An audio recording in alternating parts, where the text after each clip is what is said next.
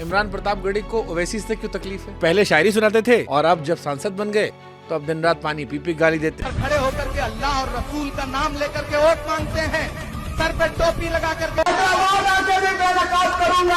कहते हैं बीजेपी की बी टीम है। पत्रकार कोई सवाल पूछे तो मुस्कुरा कहते हैं कि वो एनडीए से बाहर कब निकले। नहीं हमें देखिए वो तो सवाल था अलायंस करना चाहिए ना। भाई कल तक आप कह रहे थे कि कांग्रेस तो म्यूजियम में रखने वाली पार्टी है। आपके छोटे भाई कह रहे थे कि मैं पूरे देश में मोदी के साथ मिलकर के कांग्रेस का जनाजा उठाऊंगा। आप कह रहे थे कि राहुल भैया के बस का नहीं है अब भाजपा को हरा पाना। आज आप अलायंस करने के लिए अर्जी दे रहे हो कि नहीं मतलब हमसे अलायंस करिए। आप लोग तोड़ लोगे जितना जीतेंगे।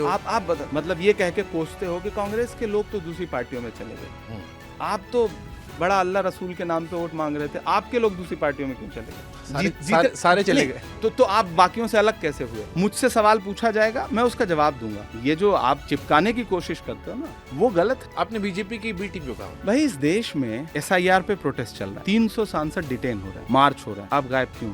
कहाँ है? वोट किसके काटे जा रहे हैं बिहार में? बट अगर आएंगे तो आपका मुस्लिम वोट यूनाइट होगा, तो इतना मुसलमान का वोट डिवाइड होता है जिससे बीजेपी जीत जाती है। इसीलिए उनको बी टीम कहते हैं। कभी इस तर्क पे उनको बिल्कुल ऐसा तो फिर बी टीम कहते हो? क्यों नहीं सवाल पूछेंगे कि आप SIR पे कहाँ हो? अच्छा हम सवाल पूछेंगे तो आप गाली दोगे, तर्क से जवाब नहीं दोगे, तो ये तो वही बात होगा ना जो भाजपा का IT सेल कर रहा है वही आपका IT सेल कर रहा है। मतलब एक 50 साल की आपकी सियासत है, 5 साल पहले पॉलिटिक्स में आए हुए एक लड़के को आपको गाली देनी है, इतना डर किस बात?